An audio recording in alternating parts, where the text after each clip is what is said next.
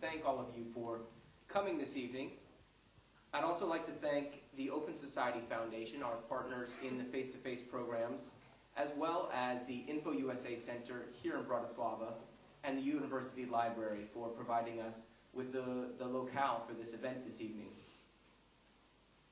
I want to thank all of you for coming out this evening. Given the chaos of the electoral system here in Slovakia over the last couple of months, I'm quite pleased, if not a little surprised, that so many people are still interested in elections after this past weekend. But I'm glad to see you're here, and hopefully we'll be able to talk a little bit about the U.S. political system, explain some things that might be confusing, particularly for people who haven't lived this their whole life, and draw some contrasts and maybe make some predictions about what might happen in the United States in November. I've been in Slovakia about 6 months, so just long enough to see the last government fall, and within 5 months, you have a campaign, you have elections, and you have the formation of a new government. And as an American, this is very interesting because our campaigns are much longer, and they seem to be growing in length every campaign cycle. In fact, I think Mitt Romney has been running for president since the day after Barack Obama was elected. And so that's an interesting aspect about the United States, and one that we can talk about here. And also the fact that the United States has a very different electoral system than you do here in Slovakia with a parliamentary system. We have a very peculiar device called the Electoral College, and I'm hoping that our guests here this evening will help enlighten us on the peculiarities and the specifics of this Electoral College system.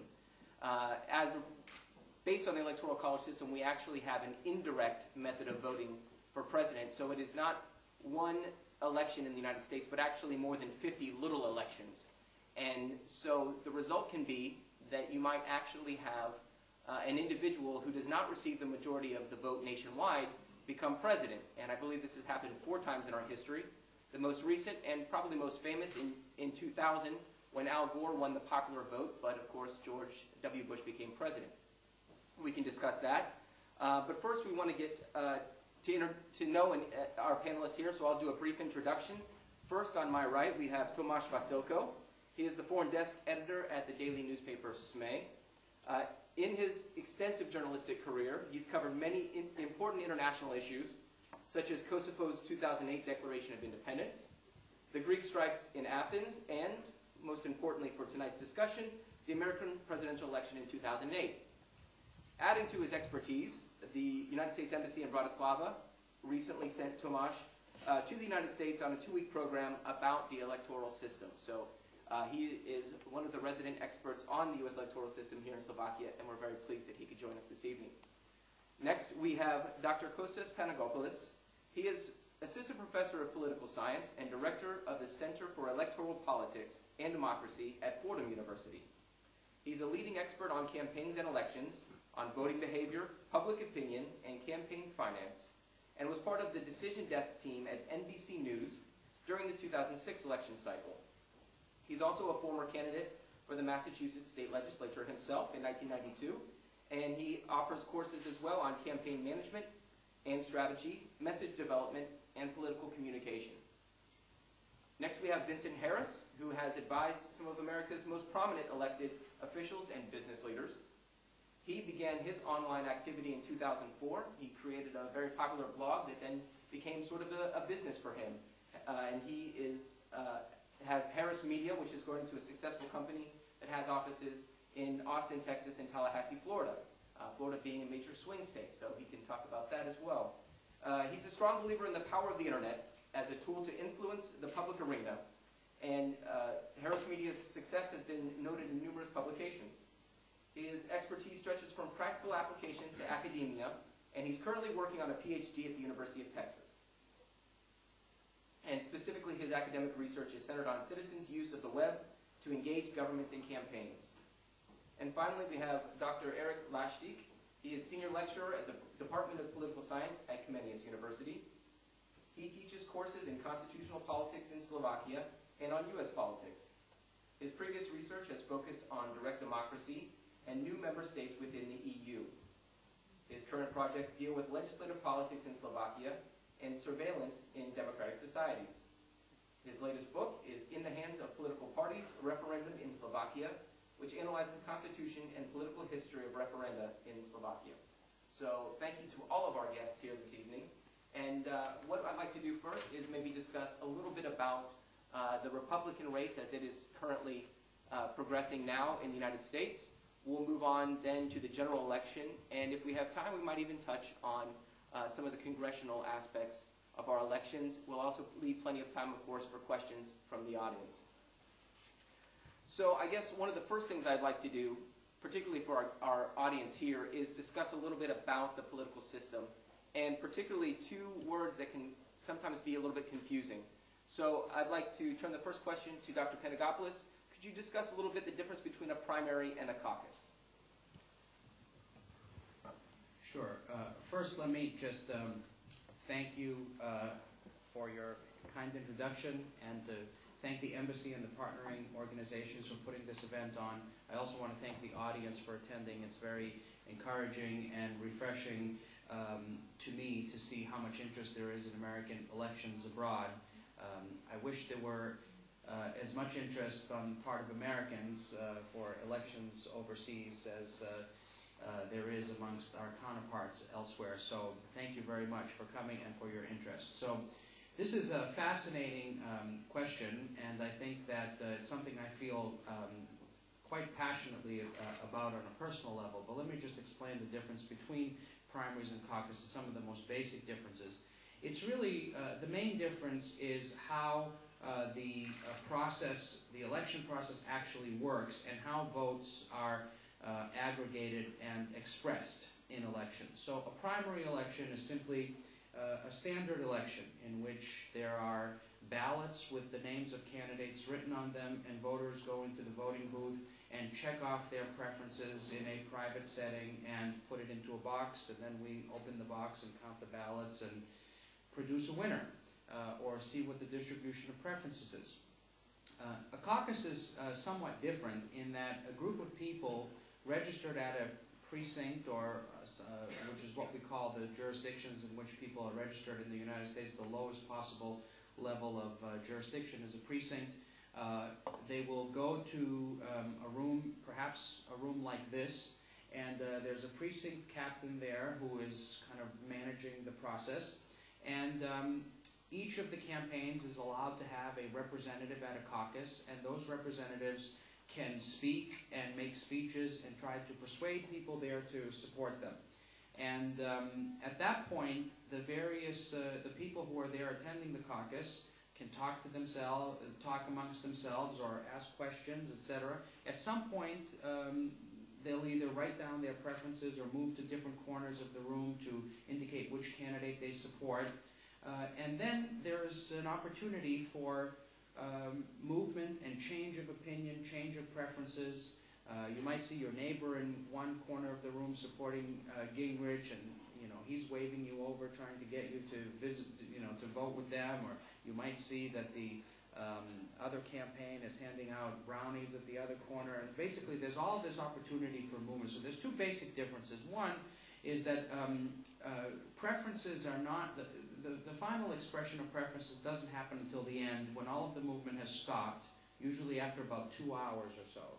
And the representatives for each of the campaigns are counted, and then we have some percent of the room that each of the candidates has gotten. So that's one of the differences, is that the votes are not actually counted until the end, and people can change their minds throughout the caucus process until the very end when the votes are counted.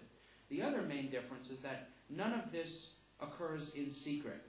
All of this is very visible, and the expression of preferences can be observed by anyone who's there and in the room. It's a public expression of preferences, as opposed to a primary election, which is a private expression of preferences. And so it's possible that one of the reasons why caucuses tend to attract so much less attendance and participation in American elections, and sometimes only 2, 3, 4, 5% of the registered voters attend caucuses. It's a little higher in Iowa. But generally speaking, the attendance and participation in caucuses is about 22 percentage points lower than in primary elections, which is already fairly low to begin with. And the reason for that is maybe because it's a big investment of time to go and sit there for 2 hours and wait for this to occur as opposed to voting for 5 minutes and leaving. But the other is that people may be reluctant to basically tell people what their preferences are and who they support in an election, which a lot of Americans consider to be a very, very private thing, something that you should not disclose to other people. And I think that people have, many people anyway, have reservations about making their preferences public, and that's exactly what occurs in caucuses. So those are some of the basic differences. And Tomáš, when you were in the United States, you were in New Hampshire for the nation's first primary. What were your impressions having seen that? Thank you for the question. It was pretty interesting for me to see how it works. I think the primaries are not very different than what we know here in Slovakia. Caucuses, I didn't saw caucuses because the first caucuses was in Iowa. The caucuses are much different than we know here. But it was still, there were a lot of differences in how campaign works. And for example, during the primary days, the candidates in their headquarters in the states, they are trying to persuade voters to go out from their homes and vote for the candidate. So actually, there is we've been in headquarters of Mr. Huntsman, who is no longer in the race, and also Mr. Romney. We could see the differences that Mr. Mitt Romney he has more money, so he has more volunteers and more people who works for him. And actually, what they were doing, they were calling to people on the line of registered voters and ask them, have you been already vote for Mr. Romney today? So it's something we don't know here in Slovakia, and from our perspective, it could be very disturbing that some for example, somebody from party you don't even like would call you in the election day and ask you to go out and vote, for example, for Smer or for SDK or whatever.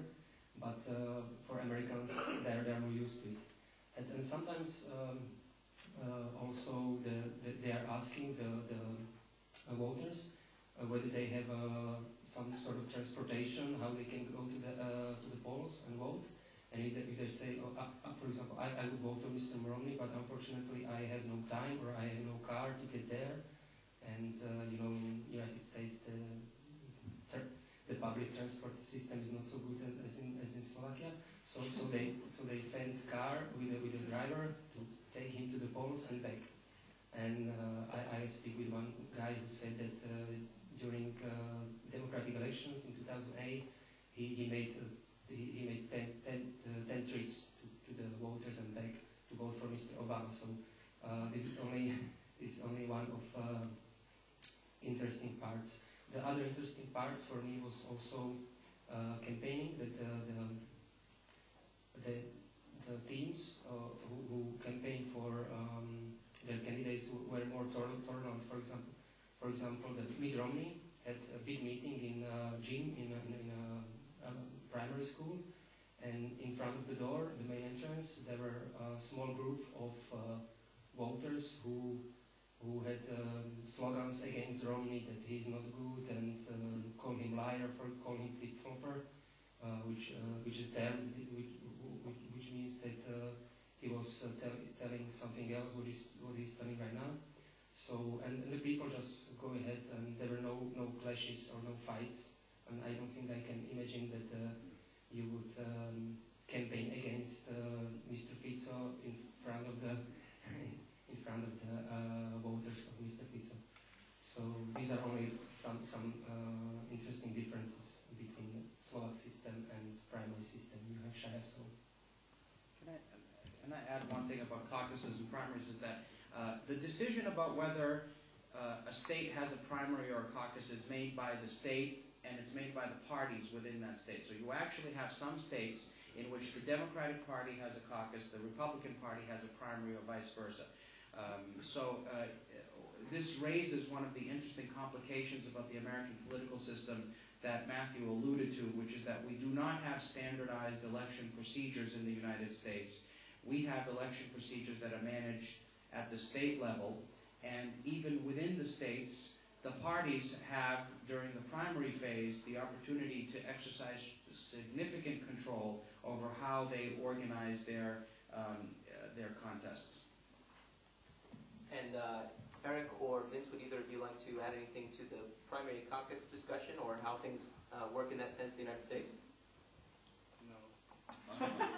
Well, speaking of primaries and caucuses, we're well into that race for the Republicans. Of course, the Democrats have a candidate already in Barack Obama. Last week was Super Tuesday. 10 states held their primaries. And then just Tuesday evening, we had 2 primaries, one in Alabama, one in Mississippi, which were both won by Santorum. And then we had caucuses in Hawaii and American Samoa, which were both won by Romney. And so up to this point, I guess I want to kind of ask our panelists, where do we stand right now in the race for the Republican nomination? And by that, maybe we should even step back. I understand that a candidate needs, to win the Republican nomination, 1,144 delegates. So what is a delegate, and how are they apportioned? How are they decided? How are those delegates decided? And maybe, Vince, you can take first crack at that. Hello, my name's Vince. I didn't know there'd be product placement here with these Red Bulls today, but thank you for them. I would have asked Nike for money for a shirt or something. But, I also wanted to just say I'm very pleased to be in a country that loves Chuck Norris as much as my home state of Texas does. So it's been on the news a lot in the U.S. So everyone knows where Slovakia is now, and everyone knows that you all love Chuck Norris. So that's awesome. So right now, the Republican race, in my opinion, is pretty wide open. You have Governor Romney, who is definitely leading in terms of delegates. He's leading in terms of total votes that he's gotten. But this is really unlike any other presidential primary in recent history. Governor Romney just cannot break through this 40% ceiling in really any state. And in many of the most conservative states, he has lost pretty resoundingly. He barely lost Iowa, the first state. He lost South Carolina, which held its first primary in the South. And actually, since 1980, I believe, whoever has won the South Carolina primary has usually gone on to win the nomination. You asked the question about delegates. It's a very complicated answer that I'll try to sum up, and Costas, if you'd like to probably weigh in too. But the whole system is run by the Republican Party, okay, and the Republican Party set a couple years ago now, when there was a guy named Michael Steele, who was the chairman of the Republican Party at the time. They wanted to make sure that this election was more like the race between President Obama and Secretary Clinton was in 2008. Longer than it was in 2008 for Republicans. At this point in the 2008 cycle, the race was over, right? Governor Huckabee dropped out on March 4th, 2008 after the Texas primary. And Republicans this time wanted the race to continue on. So what they did was they made it extremely hard to get the nomination. And what they did specifically was they made states allocate delegates proportionally, which had not, they asked that of states, which had not been done before at this magnitude. So for example, you alluded to the Alabama and Mississippi primaries, which were held this past Tuesday. Well, Senator Santorum won both of those primaries narrowly. And if you look at the amount of delegates, which are the actual folks that will go to the convention in Tampa in August, they were pretty much allocated about even. So even though Senator Santorum won Alabama and and Mississippi, Newt Gingrich and Mitt Romney, that came in second and third in both of those states, got roughly the same amount of delegates. So I just want to add one more point on this, is that we have two in the Republican primary, what's called, super delegates, which you maybe heard discussed a lot during the Democratic race. These are our national committeemen who can vote for whoever they want. They are not bound by the primaries in their states or the caucuses in their states, and they're up for grabs. So this race is far from over. Newt Gingrich and Senator Santorum, the more conservative candidates than Governor Romney, have sworn that they will stay in through the Tampa convention. They have the money to do so, and they continue to win southern and midwestern conservative states. So there's no reason for them to drop out right now. They will continue on, and you could see in Tampa what's called a brokered convention where no one has the number of delegates needed. And the interesting thing there that I'll leave you with is, in that case, if it's a brokered convention, at the convention, anyone could be nominated. Anyone in the world that they choose, not anyone in the world, but anyone in the United States of the constitutional requirements could be nominated. So they could pick Sarah Palin, they could pick Newt Gingrich, Santorum. There's a guy from Florida named Marco Rubio, who's a senator, a Cuban that many people really, really like. So it's far from over. It's looking like it's going to continue on. I just saw a poll that Santorum was leading Mitt Romney and Newt Gingrich in Texas, which has a ton of delegates up at the end of May. It votes on May 29th. So it is far from over, and I think that you're going to see this race continue all the way to Tampa. Please, Dr. Láštic. Just a few remarks, and maybe add what was said before me. When I checked this afternoon the political betting market in trade, the Romney has 89% chance to win the nomination, and then against Obama is 60.5% chance to win elections against Romney. So the betting business seems to be pretty sure who is the Republican nominee. What maybe I'd like to ask both of you is that there is a, I will say, certainty that Romney is unable to convince social conservative voters in southern states that he's their guy, and this is the reason why Santorum or Gingrich are as successful as they are, or at least Santorum. I'm not sure about Gingrich. But what about general elections? I mean, once Romney, just hypothetically, if Romney is the GOP's candidate, will he be able to bring these voters to vote for him, even if they don't like him and they think that he's out of touch, he's a liberal, or he's a flip-flopper on social issues, etc.? I mean, is this a big problem for him against Obama? Go ahead. So I want to add a very important point that I don't think is discussed in the media first, which is not only does Governor Romney have a problem with social conservatives and Republican voters, he is outspending them by substantial amounts. In 2008, he outspent Governor Huckabee in Iowa 20-1, and he lost the Iowa caucus. He outspent Newt Gingrich 5-1 in Florida and barely won. He's outspending Santorum in Michigan and Ohio, and he barely won.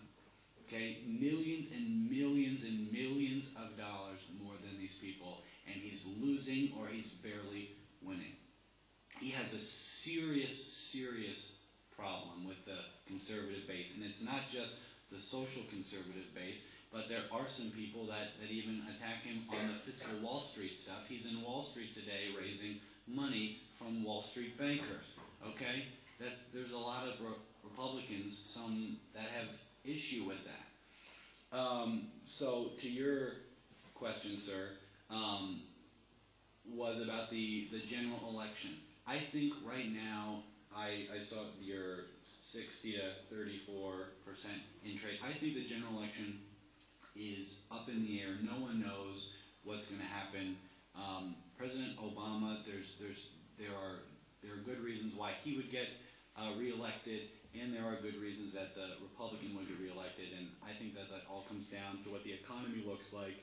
And to his credit, Governor Romney, it's a very good issue for him. He's a businessman. He has created jobs. He has a history of creating jobs and turning businesses around. So in the general election, I think that social conservative voters would certainly hold their nose, as we say, and go into the voting booth and vote for Governor Romney. So I just want to add only a couple of things, but before I say anything, I think it's important to point out a couple of things. One is that my co-panelist is one of the most brilliant social media strategists on the Republican side in the country. But I think it's fair to point out that he has worked for two candidates in this race, Rick Perry and most recently Newt Gingrich. So I don't know that we mentioned the names, but you clearly have a biased view, at least at this point, having, unless, you know, Newt Gingrich is your candidate right now, right? So I think we should understand that. So I think that, having said that, your insights are quite keen, but I would say that all of those things that are liabilities for Mitt Romney in the primary elections, in which many social conservatives vote in the primaries and caucuses, will all be assets in the general election running against Obama. The reason why social conservatives don't like Mitt Romney is because they know he's not a conservative. And he's been trying to convince them that he's a conservative, but they know that fundamentally he's not. They also know that he is the best chance they have at beating Barack Obama in November. And so some of them have been willing to bite the bullet, even though they know he's not a conservative, and vote for him anyway. But in many other places, social conservatives who are very committed to their conservative views in America are simply unwilling to support anyone who does not share those views, even if it means losing the elections. They would rather lose an election than have someone who's not as conservative win. And this is manifesting itself in many states because they do have truly conservative alternatives as candidates in Newt Gingrich and Rick Santorum. So this is creating a very difficult situation for Mitt Romney in the primaries, but it is not because he's a weak candidate. It's because he does have a problem with the base. I will agree with you. It's a conservative base, but in the general election, many of those people may not vote for him. And if they do vote for him, and if they do vote Republican and he gets the nomination, they'll probably vote for him anyway. But I think that it's important to keep in mind that that there's a general election coming up next. And I'm not convinced that putting up an extremist conservative is going to be a good shot against Barack Obama. Everybody remembers what happened in the election with Barry Goldwater, in which the Republicans lost overwhelmingly in that race because they nominated somebody who was perceived to be too extreme. So I think that my sense is that the Republicans will probably come to terms with that. They'll realize that that's what's going on, and Intrade will probably be correct in that the most likely Republican nominee right now seems to me anyway to be Mitt Romney. All right, thank you, gentlemen. Well, we've discussed a couple of the concepts of the elections, and I want to actually turn to our Slovak colleagues. Dr. Láštic, you have to try to teach American politics to Slovak students. What aspects of American politics do you find it's most challenging for Slovaks to understand or to kind of visualize? And maybe you could discuss some of your thoughts. And then Tomáš, having visited the United States, what surprised you most about the American political system? The most challenging aspect of my teaching last semester was the Friday 8 a.m. Class, so that was the biggest challenge. But, well, I try to usually explain two things which are sort of obvious but not so much in Slovakia. First is that US is presidential system. The president is head of executive, and the executive is in no way connected to legislature, so there is no vote of confidence, anything like in Slovakia. And second thing which gets lost almost always is that US is a federal system. So, for example, in this electoral primaries cycle, you got jungle of laws and regulations, and every state has its own way how to choose candidate, and it's different from week to week. So it's really for Slovaks, we have one electoral law for National Council, and that's it. So there is no problem to understand that. In US, it's a federal system. You got 50 state laws, and then you have a federal way via constitution how to via electoral college to elect the president. So it's different. But these two aspects are most essential. It's presidential system and it's federal system. That means there is a jungle in the sense that you cannot say one thing about the US to be completely true, because it will be not true in eastern states or in south or in Midwest. If may I answer also the first question for Erik. I'm also trying to explain the system, but the people who read the newspapers are more common people than students who choose this subject. So, and the whole system, American system, is too complicated from our point of view. You've got 50 states. Every state has different rules. How to pick, how to proceed with primaries and caucuses. So it's pretty hard to explain it and to sum it up in one article. And to answer your second question, I don't think that there was just one thing which surprised me most, but for example, I was pretty surprised when I heard a lot. I didn't realize it before that Americans are really valuing their constitution. They were talking a lot about their constitution, about their founding fathers.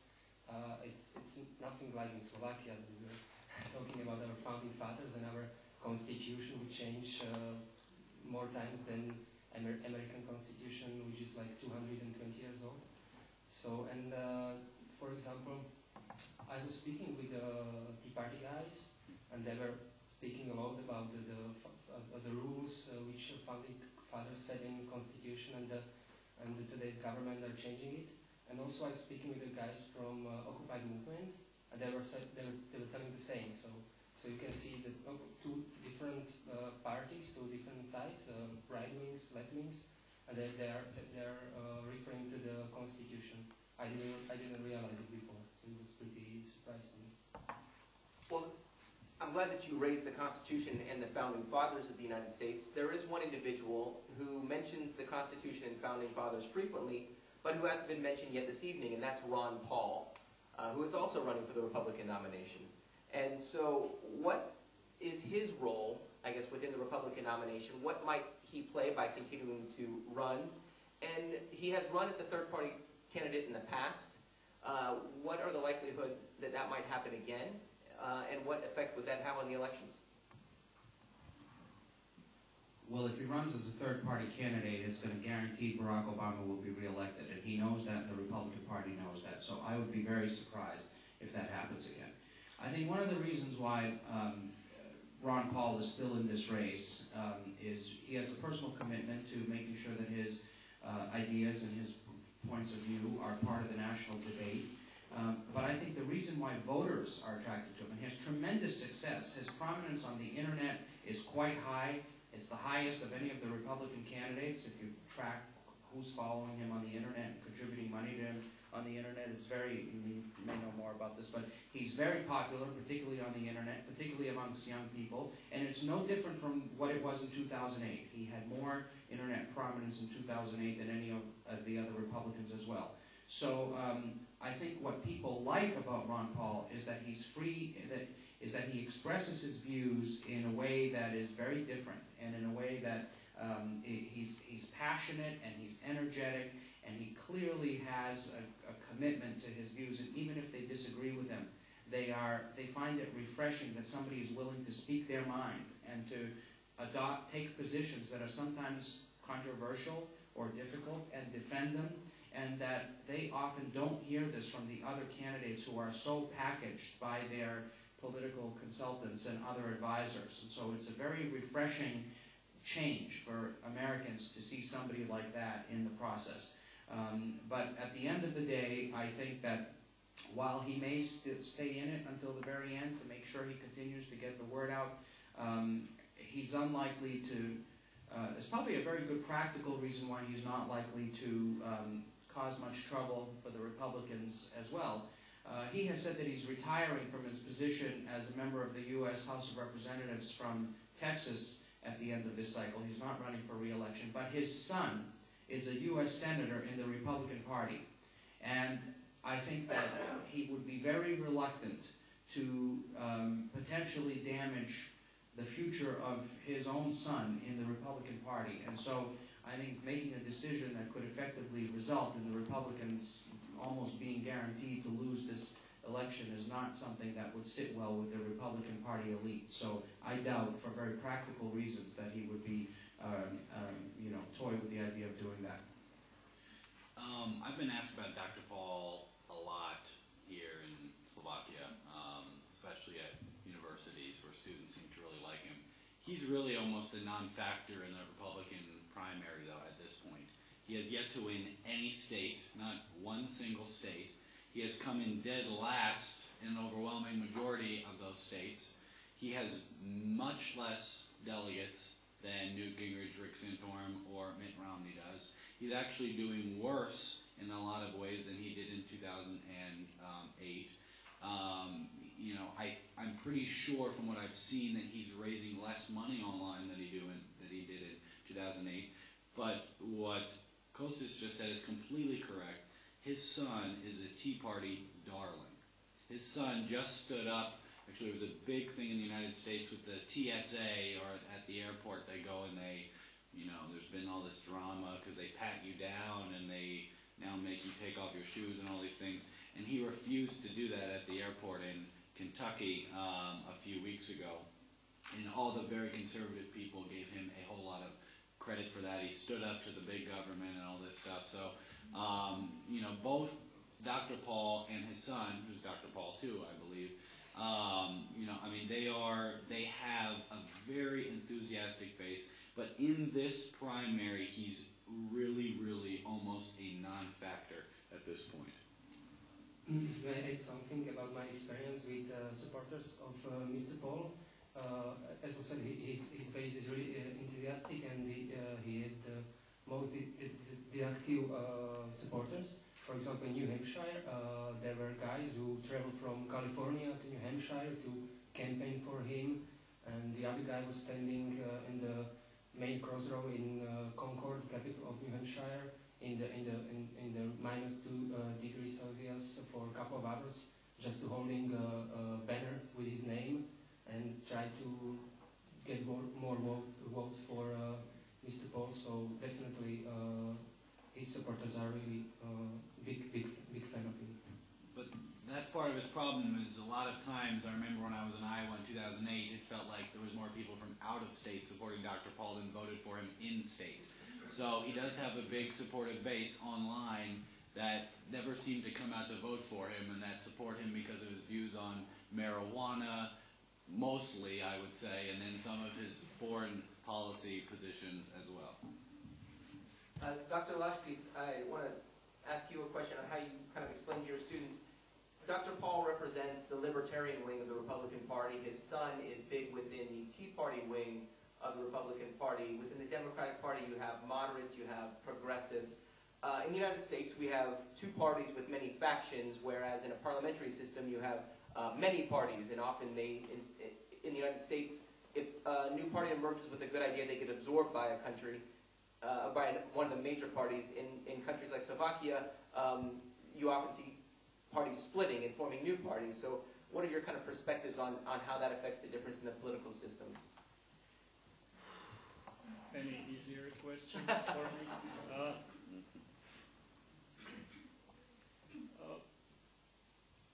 I will probably return to the federal level I mentioned in my previous answer. That is that there is a Democratic Party and there is a Republican Party, but the Democrat from Massachusetts will be probably not electable in Mississippi because his views, his political opinions, his voting record will be completely different. So to be a Democrat doesn't mean the same thing, but probably it's the same in Slovakia.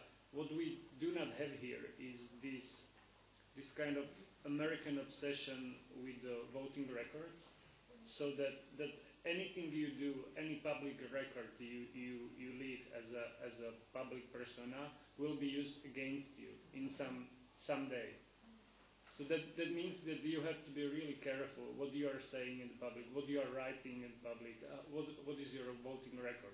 From that stems the discussion about flip-flopping of Mitt Romney and his position and changing positions about the rights of women to choose, etc. In Slovakia, we don't do that. We are much more forgiving for our leaders, and also there seems to be much, and there is actually, especially the coalition and coalition parties are unified. The discipline is almost overwhelming. So it's nothing like in Senate, nothing like in House of Representatives, where you have a major fractions that vote against proposal that comes from Obama or it comes from the majority in the House, because it's not the unified system, and because, for example, in the two-house system, the House of Representatives and Senate had completely different logics. So it means once you are in the House of Representatives, you have to actually get re-elected pretty soon. So you are in this mode from the day one, and that means that you are very careful what positions you are taking, whether president is popular or no, and you kind of try to fine-tune this. Nothing like this in Slovakia. I'd like to answer your question. It's actually a very simple answer. Elections are about math. Okay? It's all mathematics. And in America, our electoral system is such that we have a majoritarian system, plurality system, first past the post in districts. If you get 35% of the vote, you get 0 seats, right? So in any other system, you get 35% of the vote, you get 35% of the seats in that. So when you have a system, the easiest way for one party to get a majority and to win is when competition is reduced down to 2 parties. And that's why we have this two-party system that's rooted in, and has been rooted for most of our history in the United States. It's because of this plurality voting system that pushes people to reduce competition down to 2. Many people don't realize we have lots of political parties in America. There are over 20 political parties in New York alone. California has hundreds. I think over 300 political parties registered. Even for presidential candidates, we have more than just a few on the ballot in every election cycle. Libertarian Party, Green Party, this. I mean, there are lots of political parties, but the real competition has been within the 2 major parties, and the reason for that is the electoral system that firmly roots this system of 2-party competition because of our plurality voting systems. Well, speaking of math and numbers, I'd like to talk a little bit about money in the elections, and specifically campaign financing. And Vincent, you had some really interesting remarks previously about how the role that money plays in these elections, particularly since the recent decision of the Supreme Court in Citizens United. So maybe if you guys could talk a little bit about the role of money in the elections and how campaign financing works in the United States. Sure. I think it'd be good. You have a good knowledge of the history and then kind of leading to now. Do you want to do that or no? I can do it, but you know Bikra and all that stuff. All right. Well, it's a little. You want me to do presidential? Okay. Actually, ironically, since 1976, the system the country has had a system of public financing available for presidential elections, and for most of the period up until 2000, candidates took advantage of that system, which basically gives money to candidates to run campaigns in the general and in the primary election. And the problem is that accepting the public financing in an effort to level the playing field between the two sides comes with several strings attached.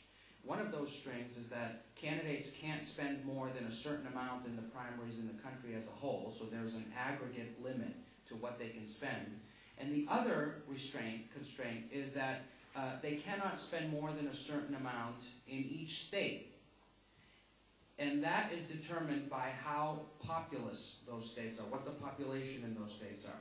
So states like Iowa and New Hampshire are extraordinarily important in American primary elections because they happen first, and winning in those states is going to be critical to whether candidates can move forward. And some of the other early states now, like South Carolina and some of the other states that are being added, Nevada, etc. But Iowa and New Hampshire both have very small populations. So if you accepted the public financing in the primaries, you would only be able to spend about $1 million in New Hampshire. And so no one wants to spend $1 million in New Hampshire. You want to spend $5, $10, $20 million in New Hampshire because it's so important, as well as Iowa, where candidates are spending tens of millions of dollars. So they have rejected the public financing. In 2008, Barack Obama was the first candidate to also reject public financing in the general election. The check he would have gotten from the government in the general election in 2008 to run his campaign for the September to November would have been about $85 million. And he said, no thanks, I don't want it, because I think I can raise more on my own. Because if he accepted the $85 million, he would have to have agreed not to raise any more money on his own.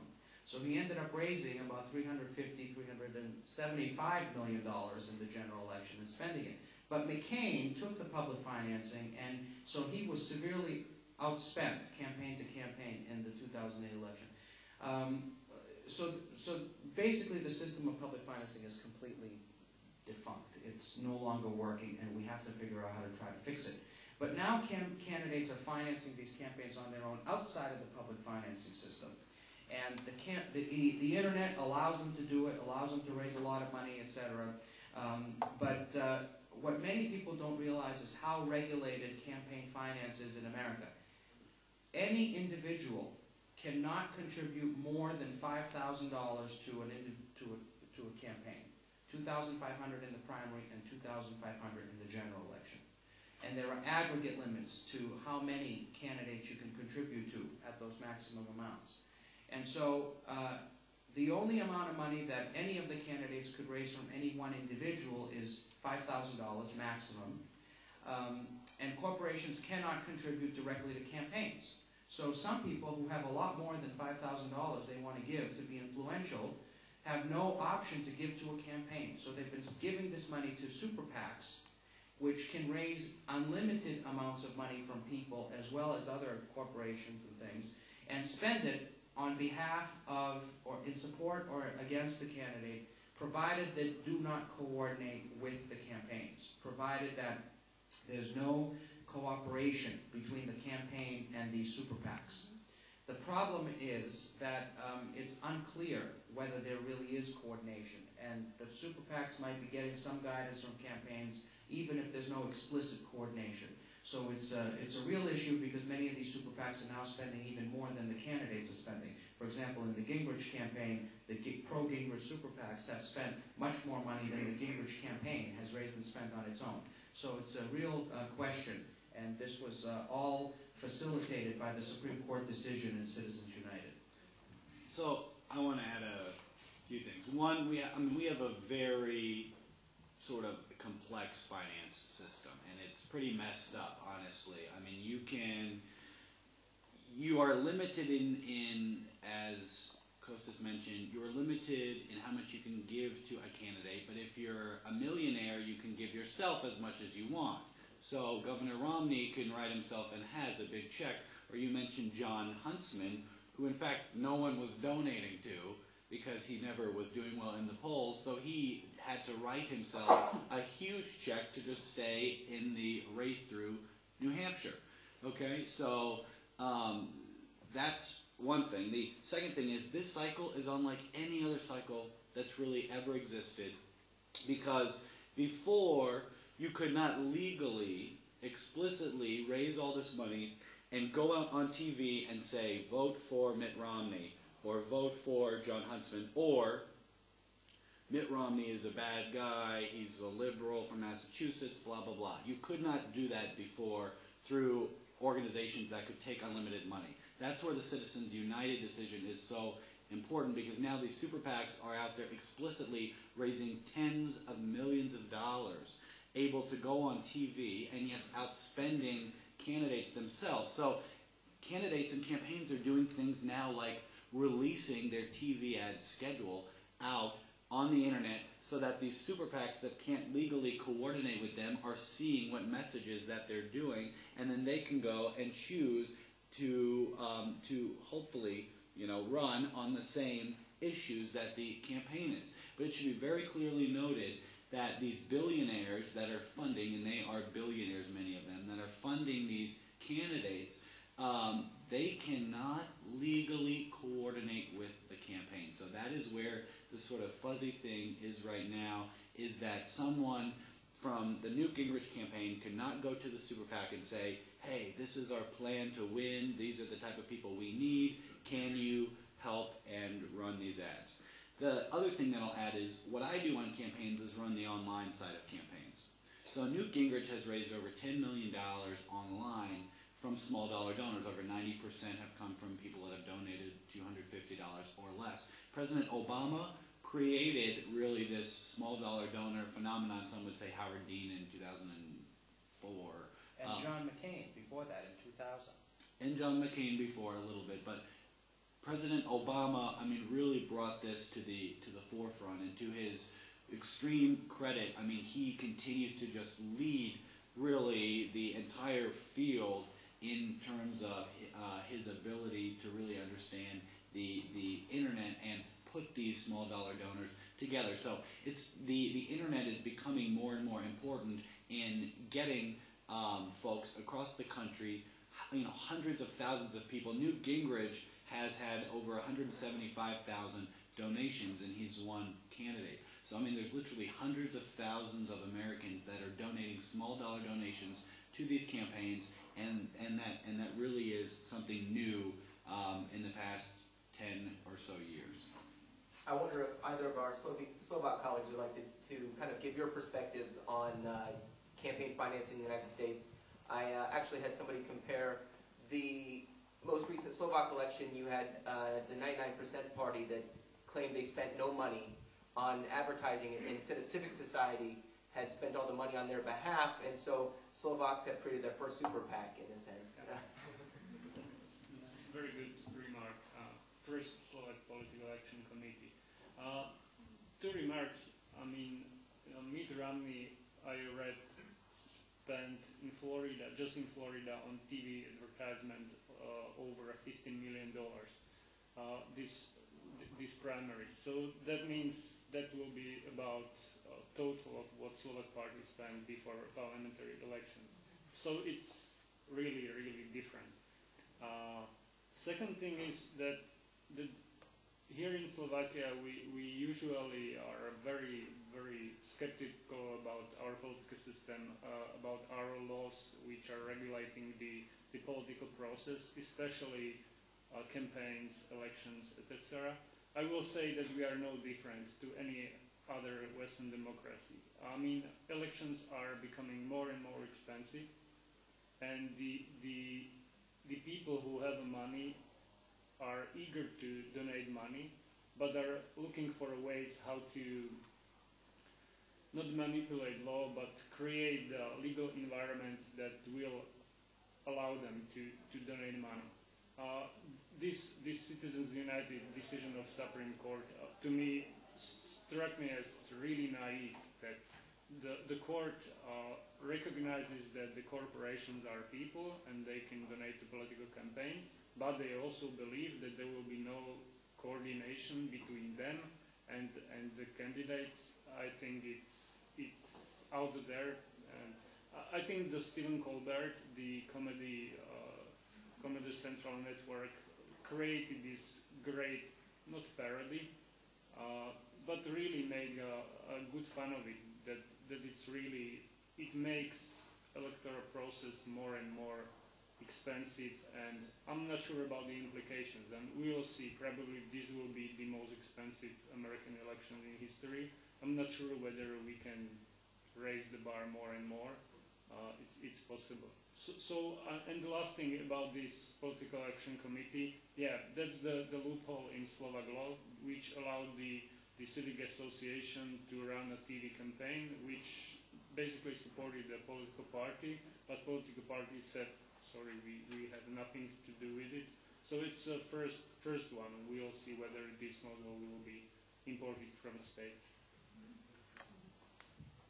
I would like to add one thing, that the most of the money in the United States are used for television advertisements.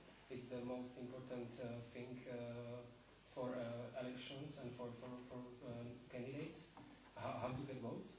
And in Slovakia we've got 21 days before we can broadcast television advertisement, only 21 days before the election, and it could be only some specific blocks of political advertisements.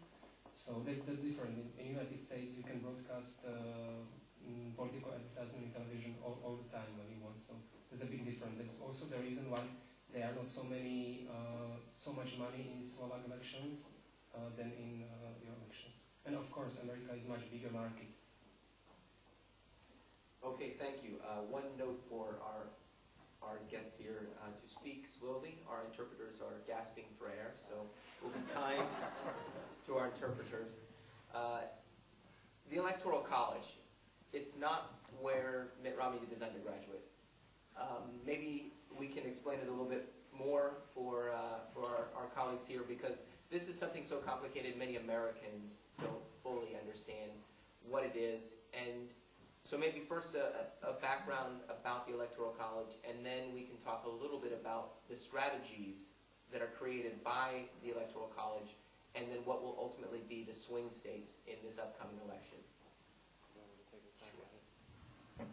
Well, I think you're right that most Americans don't know much about the Electoral College, but they do know one thing, and that is that they don't like it, because they know that it doesn't make much sense to them to have the possibility of somebody winning the popular vote but not winning the electoral vote, and therefore not winning the election, right? So this has been a feature of our political system since the Constitution was written. And the reason the Founding Fathers created this indirect mechanism of electing the president is because they did not trust that ordinary people had the capacity to make a decision as important as this. Incidentally, even members of the U.S. Senate were not directly elected by the people. The only federal offices that were elected by the people at the very beginning were the U.S. House of Representatives. So they created the system of the Electoral College. They said every state is going to have a number of electors equal to its representatives in Congress. But so much we know from the Constitution, but they did not tell the states how they were going to allocate those electors in terms of what votes they were going to cast, right? But they did stipulate the number. So right now we have 535 members in Congress, 100 in the Senate, and 435 in the House. Plus, we give 3 electors to the District of Columbia, which has no representation in Congress. So we have 538 members in the Electoral College. Any candidate needs to get 270 in order to win. Okay? If no candidate gets 270 electoral votes, the election moves to the House of Representatives, and they make the decision. However, if that happens, every state delegation only gets 1 vote, which means that a state like California, which has over 10% of the country's population, has the same voice as the state of Rhode Island or Wyoming or Maine or these other tiny states that have no representation. So no one wants to see the election end up in the House of Representatives. Doesn't help anyone, and it would create a lot of chaos and concern in the country about who ultimately wins. So what the states have done is they have come up with a voluntary system of allocating their electors by winner take all, which means if you win by one vote in a state, if you get 51% of the vote, you get 100% of that state's electoral votes. So in California, Democrats have been winning recent elections, but they don't get 100% of the vote. They get 55, 60% of the vote, but they still get 100% of California's 55 electoral votes. Incidentally, this is up to the state to change its mind on this, and there are two states, Nebraska and Maine, that allow their electors to be split, but they have only a small number of electors, so it almost doesn't matter unless the election is very close. So the battle is really about getting to 270 electoral votes, and we know by analyzing historical voting patterns as well as state-level polls that are being conducted, how states are likely to vote in the November election. We know that there's certain states that are probably going to vote Democratic. There's certain states that are probably going to vote Republican. Right now, there's about 227 electoral votes the Democratic Party is likely to get. The Republicans are likely to get about 181 electoral votes. So that leaves 130 electoral votes that, depending on how they're distributed, will ultimately decide the outcome of this election. Those 130 electoral votes belong to about 10 or 11 states that are really going to be where this decision is made in November. And that's the only place where we will have a campaign in America. If you live in California or you live in New York where I live, we will see no television ads.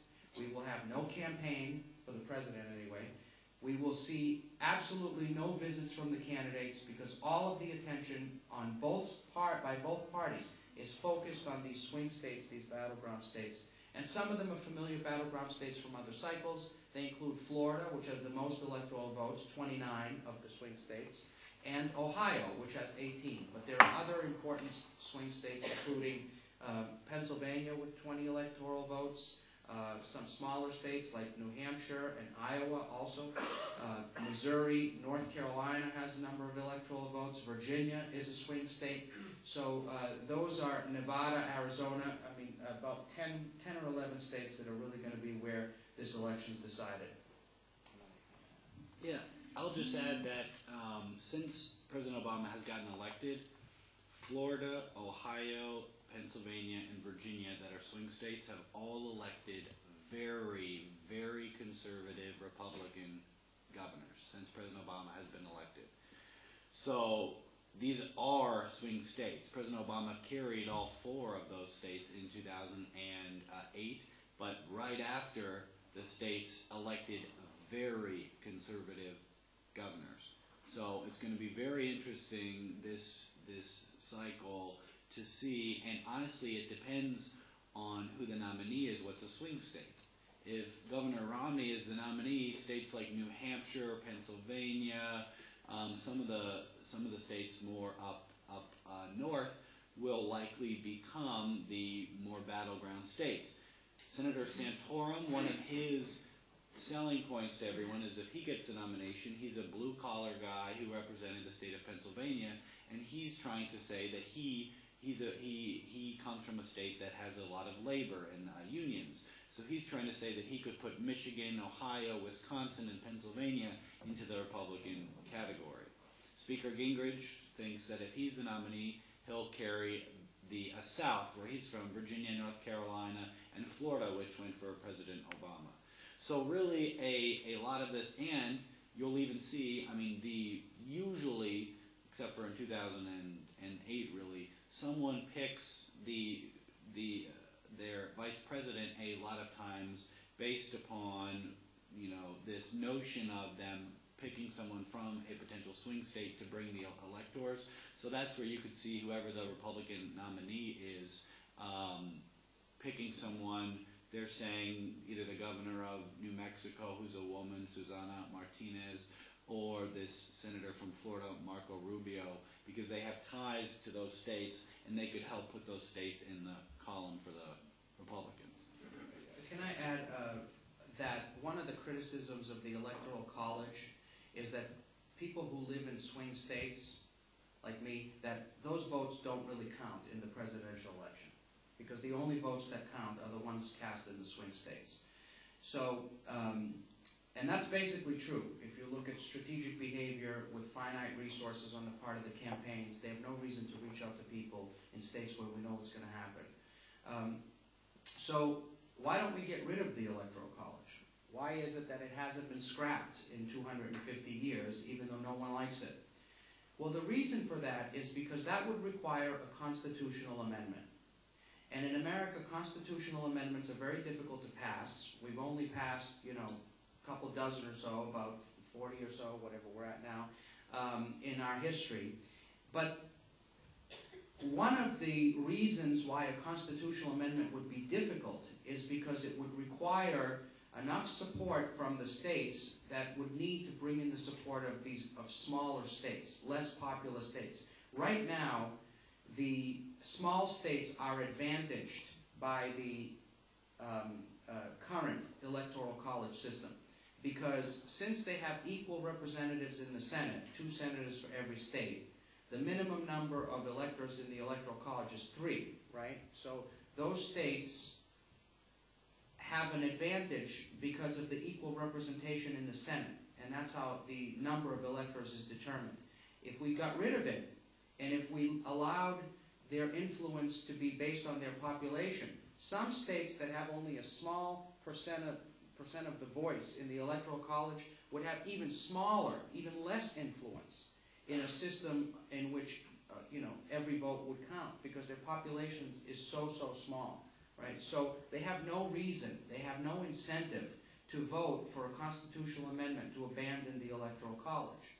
So it probably won't happen by amending the Constitution, but we can have big changes in other ways. States could decide to allocate their electors proportionally, or by, in other words, not by winner take all.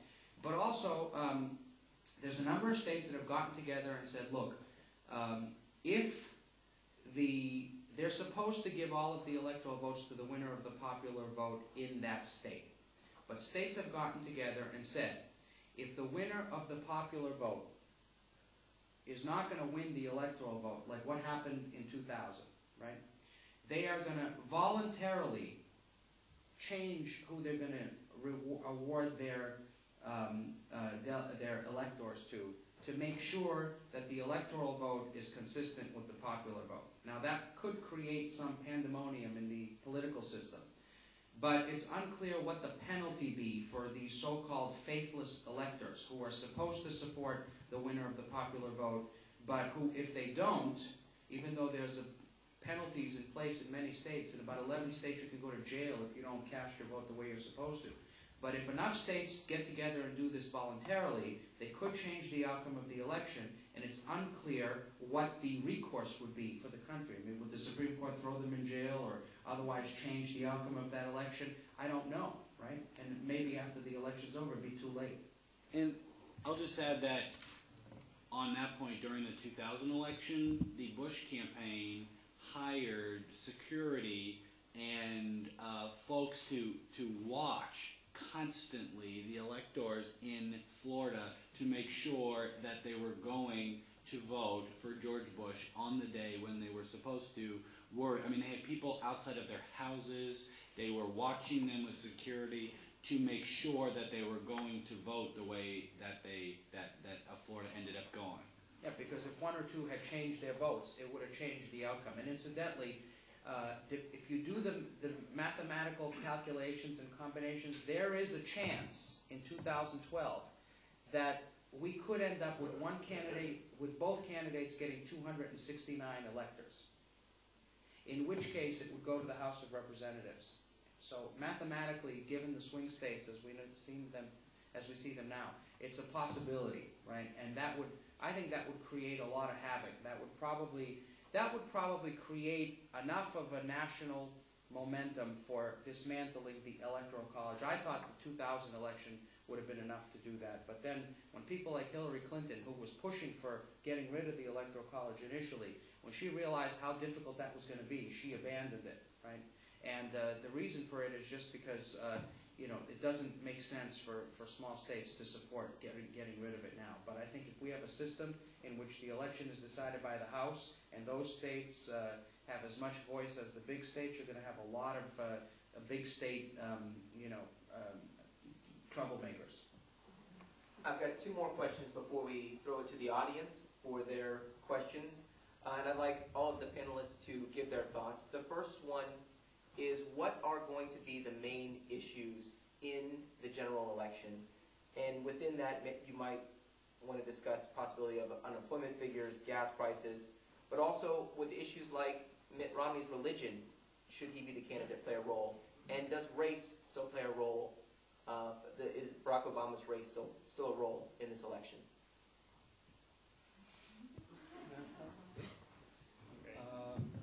I think definitely it's going to be economy, because usually it's economy what wins election, and in this situation in the United States, it's going to be even more than an usual election. But I think it's similar like in other countries also. There will be election in France, and the economy is important issue in France as well. And I think it was also important issue in Slovak elections, but it was not discussed in media so much. But for a lot of voters, the economy and the average salary is important, and we saw it also in the results in Slovakia.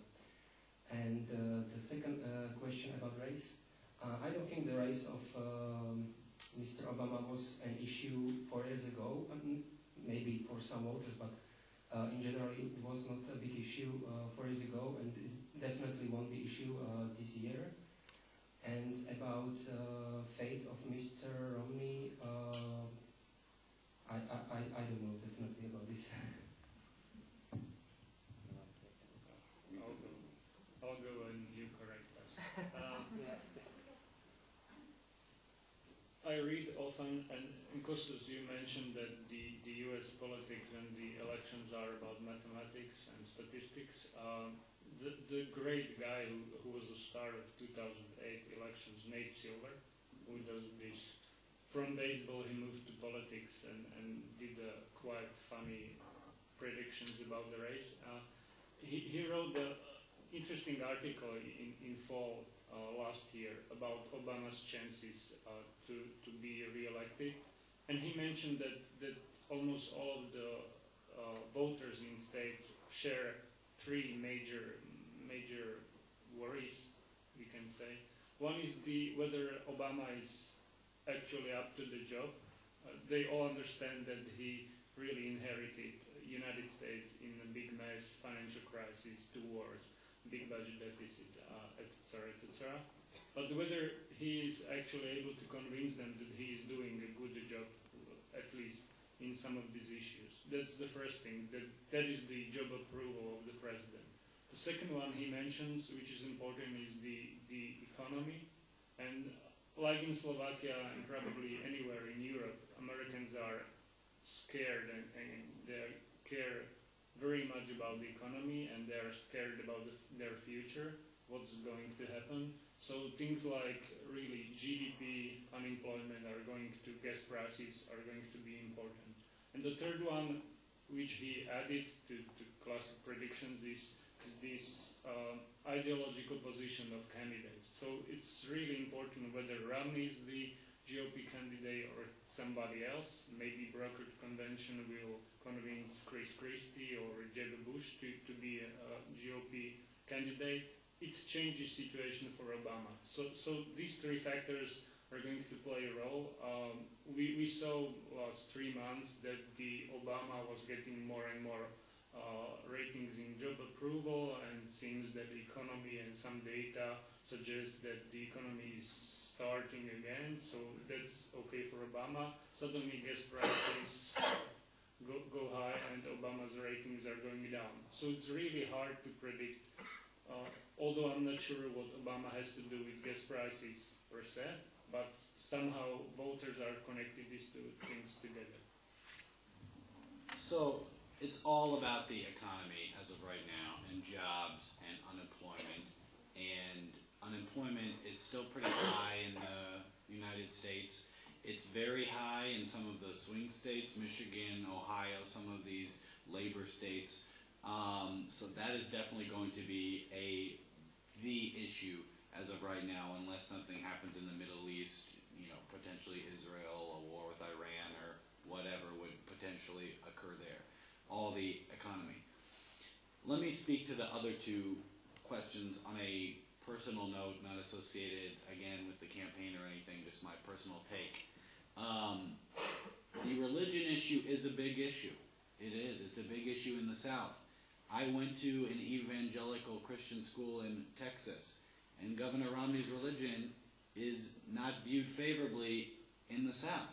It's just not. It's not viewed favorably by many people in the United States. He would be the first president ever that would be from the Church of Latter-day Saints, Mormon.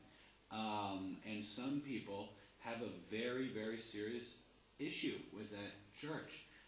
It would absolutely keep some evangelical Christians at home. That is absolutely true. The positive thing for the Republicans and Governor Romney is that most of those people that have problems are in extremely conservative southern states that will vote overwhelmingly for the Republicans anyways. On the race issue, the one thing where race has an impact on the election is that President Obama helps raise, which is a good thing, the turnout of blacks. In the United States, usually in elections, African Americans vote at disproportionately lower levels than white Americans do. And President Obama being on the ballot last cycle helped raise that percentage, although it was still disproportionately low. So that's the one way where race does not come up in the election as a good or a bad thing, but because of who the president is, it is a positive thing for him and his campaign in terms of being able to raise voter turnout amongst that community. Well, I think, first of all, I would agree. Nate Silva's a friend of mine, and his forecasting models are not very different from many of the other forecasting models out there. All of them feature some measure of the economy quite prominently, and that is, in surveys, the most important issue for Americans in this race, overwhelmingly. It's typically so, but there are election cycles in which other issues become more important. So moral values was important in the elections a few years ago, and then in 2004 it was Iraq and Afghanistan. But unless something else rises to the consciousness of the American people by events or other developments, it's still likely to be overwhelmingly the economy. And I think that but what's interesting about the economy this year is it's sending mixed signals about whether things are good or bad, right? There's some evidence that things are getting better. The stock market's improving. Unemployment has gone down recently.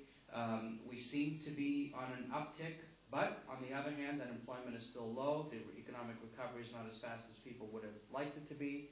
The housing market is still quite devastated in the United States, and so it's unclear to me exactly what's going to happen with the economy, but I think that generally speaking, it probably will not be a helpful thing for Obama. We'll see over the next few months what happens, but it will largely be the economy. Just a couple of points on race and faith.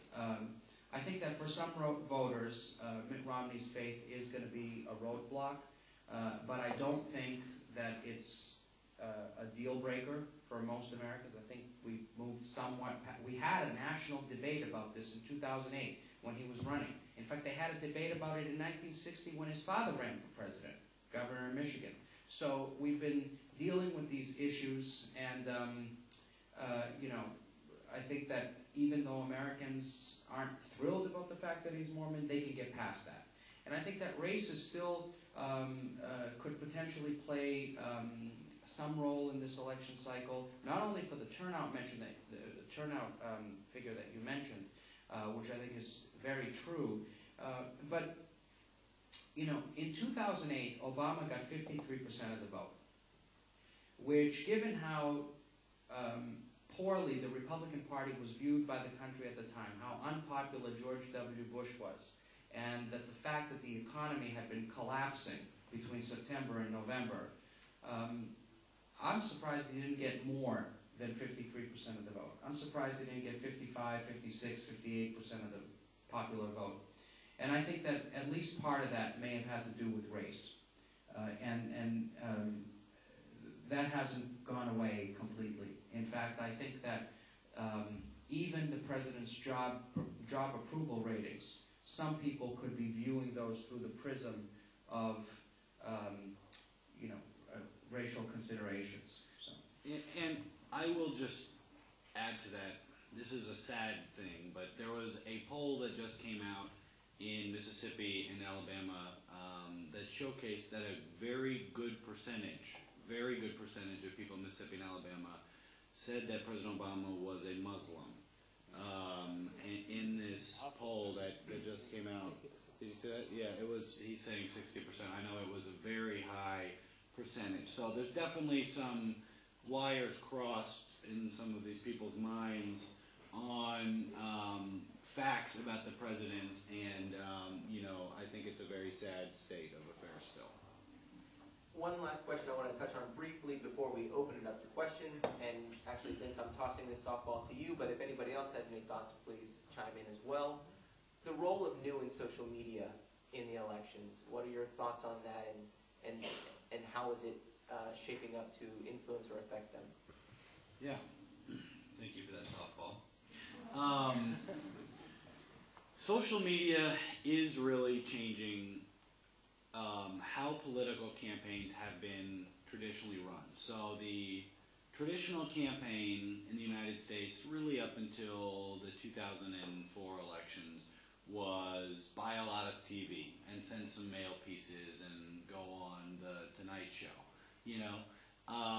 Social media has made this a campaign that is incredibly constant, that is where candidates can reach voters directly by bypassing the traditional media. Newt Gingrich has over 1 million followers on Twitter. President Obama has 25 million Facebook likes. So, he is able to reach a large percentage of the American electorate through email, through text messages. He has over 1 million text message numbers that he could reach out to at any moment.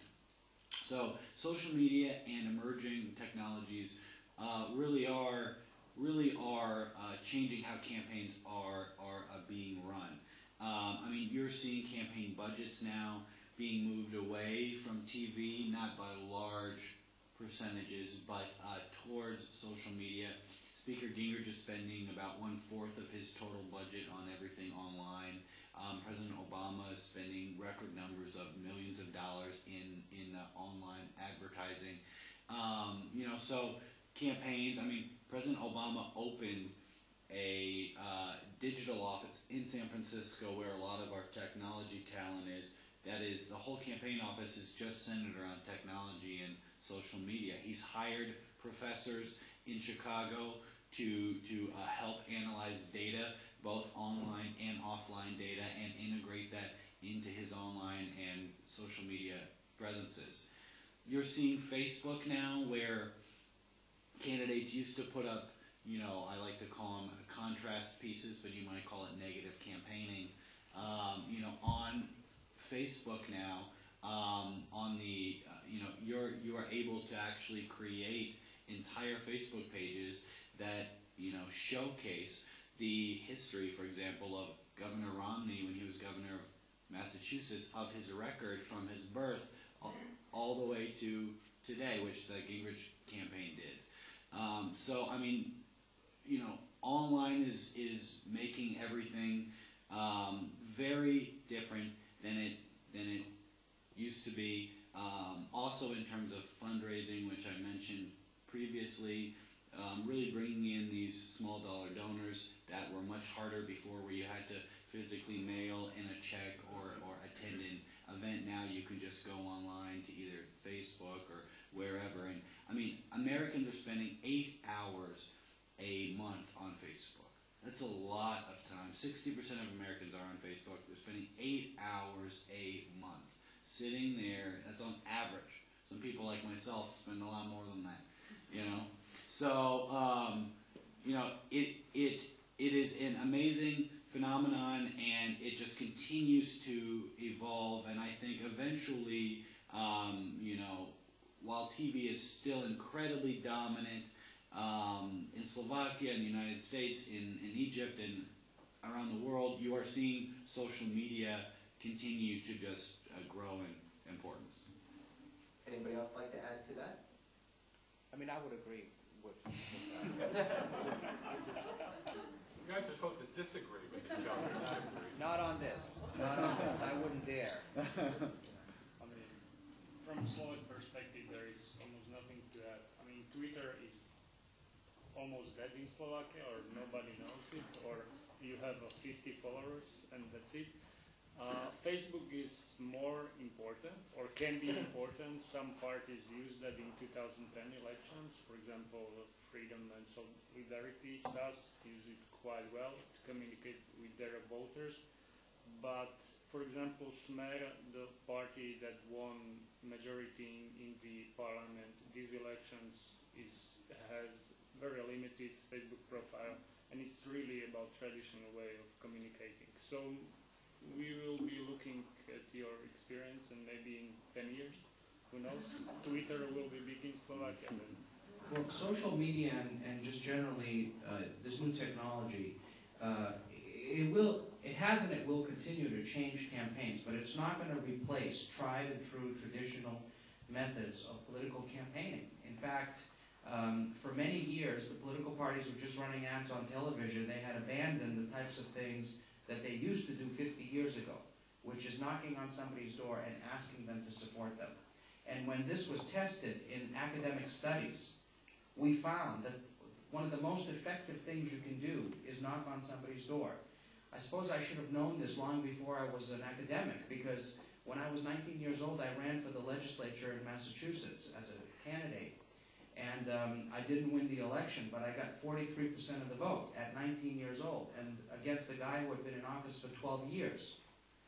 And the reason I did so well is because I knocked on 9,000 doors in a town of 30,000 people, and a district of 30,000 people. And I asked people to support me, and I told them what my ideas were and what it was all about. It was a very personal, very direct way of campaigning, which I think one of the nice things about social media is that they allow people to interact with each other, so that a candidate is not asking you necessarily top-down to do something, but your friends are asking you to support a candidate or contribute or attend something or help or support, right? So this decentralized, the internet facilitates this decentralized form of communication that I think is very interesting, but in terms of the most effective things that we've been able to study, personal, traditional means of voter contact are still some of the most effective things you can do. So they're not going away anytime soon, and neither is television.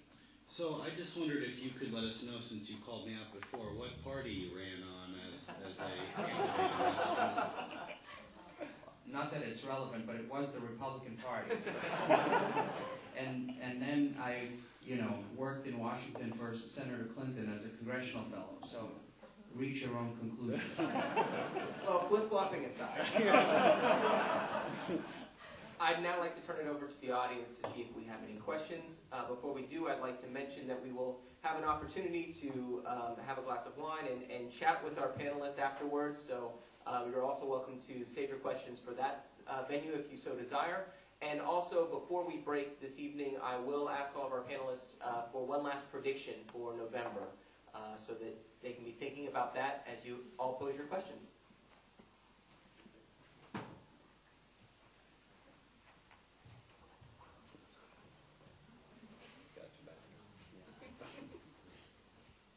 Good evening. My name is Monica. I'm a graduating student at the Faculty of International Relations. And my question is, what are the main challenges the candidate has to face when using internet campaign? And if there is any control or regulation for this way of campaigning? And this question for our speakers. The main challenges now, I would say, is that you're never off record. I mean, you could be, you know, picking your nose in a restaurant and someone's going to tweet a photo of you that makes it out online. I mean, nothing is off record. So candidates now have to make sure that, you know, everywhere that they go, every place that they step, that they are prepared for it to show up online. And there is regulation online. There's actually, right now in the United States, we're fighting a lot, and there was just some drama on Capitol Hill about privacy legislation, and you know how much data that these companies, I mean, it's scary. Honestly, if you think about the amount of data that these companies have on you, they know every website you've ever been to, they know your search results, which now show up in murder cases sometimes. I mean, it showed up in the famous Florida murder case lately. This lady, Casey Anthony, was the baby or the mother? Was the mother who was accused of killing her daughter, and she had searched, you know, how to kill your daughter pretty much on Google. She did pretty much, and she got in trouble for it, but she ended up being acquitted. So I mean, there's so much out there now that campaigns and myself can actually target you on, because you're giving so much data to folks. So for example, if you visit Newt Gingrich's website, I am cooking your computer, and I'm able to follow you around the internet to every website that you go and show ads to you. That's called remarketing, which is legal in the United States. You know, so you know those are some of the challenges. You do have to put, and this is actually something that's currently going through our FEC that actually looks at all these laws, is that on TV, when you do when you're running a federal campaign, you have to end your TV spot by being on screen and saying, you know, I'm Newt Gingrich and I approve this message, or I'm Barack Obama and I approve this message. Well, on the internet ads that are small, 300 by 250 little squares, sometimes there's not enough room to actually put disclaimers. And on Facebook ads, there's certainly not room to put disclaimers. So if you did, it would take up half of the ad.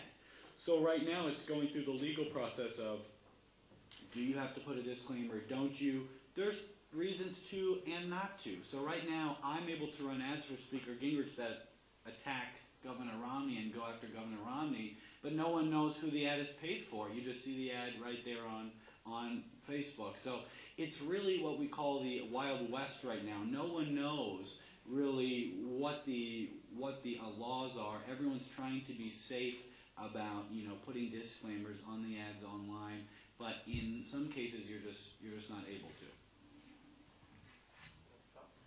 Oh, you scared a lot of people in this room. So. Good evening.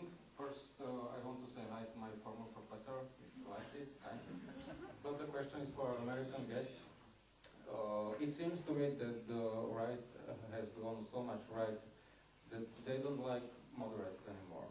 Because Mitt Romney, yes, he has the highest number of delegates, but because he's not the right guy, or they don't think of him as the right guy, but as the most electable guy.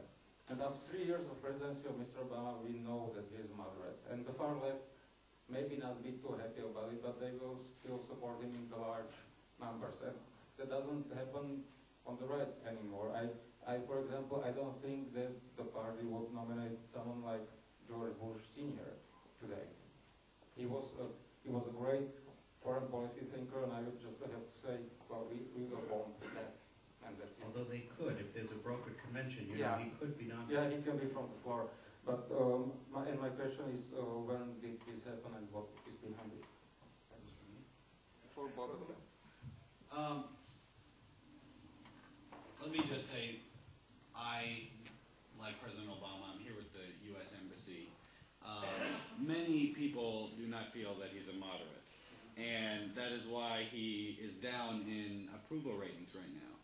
He's a great guy, but Obamacare, the federal takeover of our healthcare system, is not viewed as moderate by the overwhelming majority of Americans, and that issue is an albatross around his neck going into this election cycle.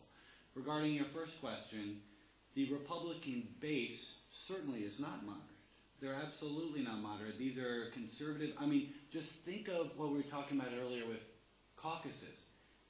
Why would you, what type of person is going to give up their Saturday to go sit all day and eat brownies with people running for office? Okay? This isn't your average person. These are people that care passionately about an issue. And what issues do moderates care passionately about? Zilch. They don't care about any issue passionately. It's true. So conservatives that care about conservative issues, okay, spending, I mean, the economy, even those type of conservative, fiscal conservatives, those people are not nearly as passionate as the conservative Christian base in the Republican Party that cares deeply, I'm telling you so incredibly deeply, about the issue of abortion and the issue of values and you know, where our country is going in terms of, you brought up the Constitution, and you know, I mean, people care so deeply about those issues that no, I would not say the Republican Party would support moderates. That's the problem that Mitt Romney has. I agree with you that potentially, you know, George Bush Sr. would not have gotten the nomination, and in fact, he tried to run for president years previously and didn't get the nomination, and the whole reason he got the nomination was because he was vice president. So he never really did get the nomination except for the fact that he was vice president. So I think that you bring up a very good point, but again, it's very passionate base on both sides. And if you look at President Obama, the reason that he got the nomination was because he went to the left of Hillary Clinton. And he was to the left of her, he ran to the left of her, and she carried the more conservative states in a lot of ways, and he carried the more liberal ones. Oh, wow, you said quite a lot there. I don't know what amongst all of those things I will comment on. But to be fair, this polarization has been happening in both political parties. The disappearance of moderates is not only a Republican phenomenon, it's a Democratic phenomenon as well. You know, I said earlier that I ran as a Republican in Massachusetts, a moderate Republican. Those people, well, maybe in Massachusetts, but at a national level, those people no longer exist in the Republican Party. But the Democratic Party has moved further to the left. I think Obama, I agree with you, is not perceived as a moderate. I think he never was perceived as a moderate. When he ran in 2008, the reason he won is because he was more ideologically liberal than Hillary Clinton. I think if she had been willing to drift to the left a little bit, she probably would have won that nomination and probably the presidency. But she always was running a general election strategy. She was waiting to run against the Republicans where she would need to be more centrist. And I think that that was probably a miscalculation. But what I will say is that the majority of voters in America are not so extreme. That even though this polarization is happening at the elite level, and to some extent on the mass level, 40% of Americans are independents, consider themselves to be independents. And about 30% are Democrats and 30% are Republicans, roughly speaking, right? So 40%, which is most of the country, is still willing to not identify with one party or the other. And I think that, you know, that is very telling because we've watched the number of independents grow in American politics over the past few decades. So the Republican Party is really at a struggle right now, at a real turning point, I think, because there really is a battle for the soul of the Republican Party. I think that that should not be understated. And you cannot discount the influence of the social conservatives who are trying to pull the party in an extreme right direction. But at the same time, the Republicans are not foolish enough to realize that that is a winning strategy. And it's a generational problem for the Republican Party as well, because young people are not so socially conservative. So all they've got to do is wait a few years and things will be very different, even within the Republican Party, in my opinion. So I think that,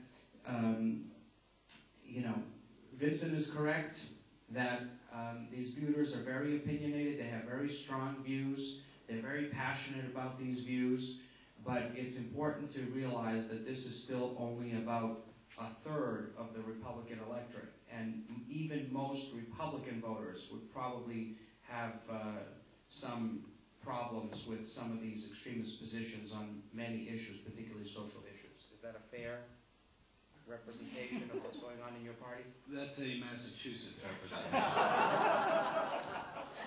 One last question, perhaps?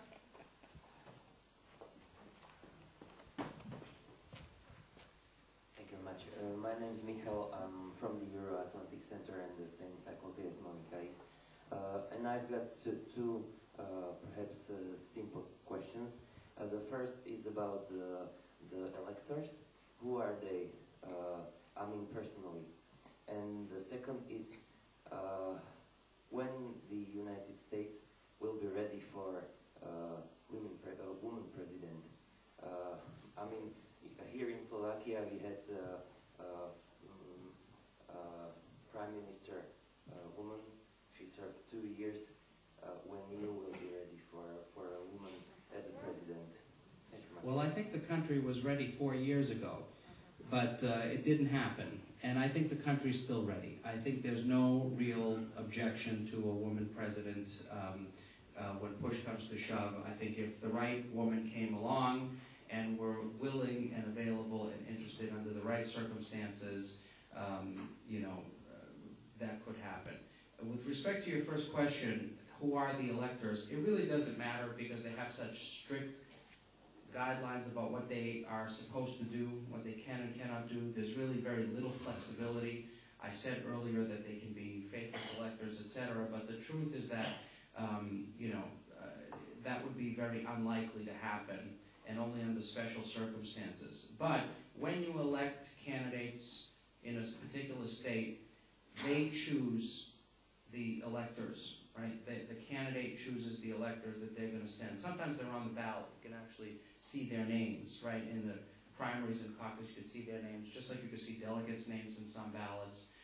But generally speaking, it is the individual campaigns that nominate some people, and they're usually, supporters or other dignitaries or whatever it is. But they don't campaign. They don't, people are. They're not really aware of who they are. But that's partly because they really can't make very many decisions on their own. I'll just say that Secretary Clinton would have definitely won the election if she had won the primary. I know many Republicans would have preferred her to President Obama in the general. I think she would have won many more votes even than President Obama did. I personally think she would have made a fantastic president, honestly. Very strong in foreign policy, had a pretty good record in New York, so I think we are ready. Republicans would have loved Sarah Palin. She was the hot thing. No, not saying it like that. She was what everyone was talking about, is what I meant to say. During the 2008 campaign.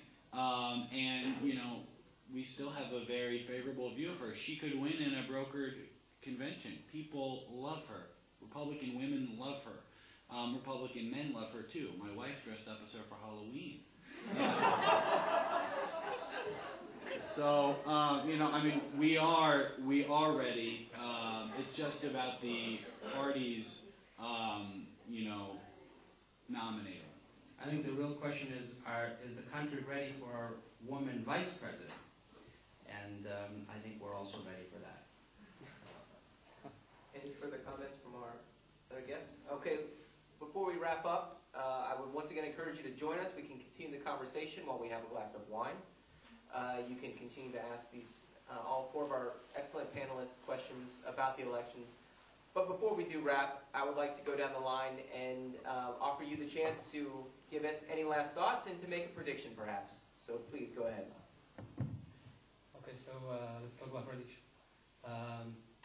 I think the next president is going to be Obama, so I think the Obama will be re-elected. And there are a few reasons I believe this. First of all, the history is on the Obama side, because usually the president, in the history, president usually won his re-election.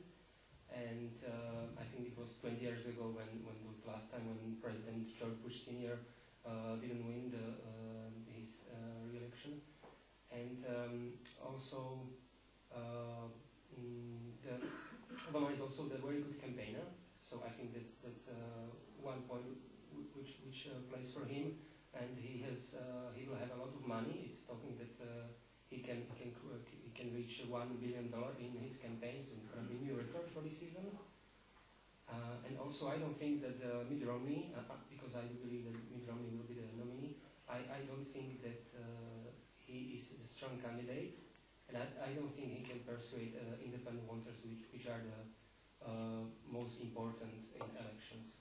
So, but in general, it's pretty hard to guess who will win election six months ahead, especially in America, where every week can change something.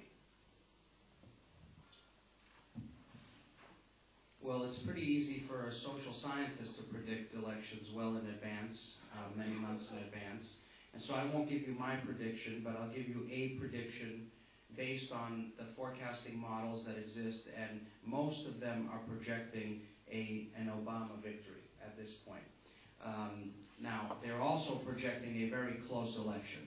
So if it is that close, anything could happen depending on what the swing states do and what the events are leading up to the election, including what happens with the economy. So I think that it's likely to be another very interesting election cycle, and I'm looking forward to observing it as it's going on. But thank you for having us.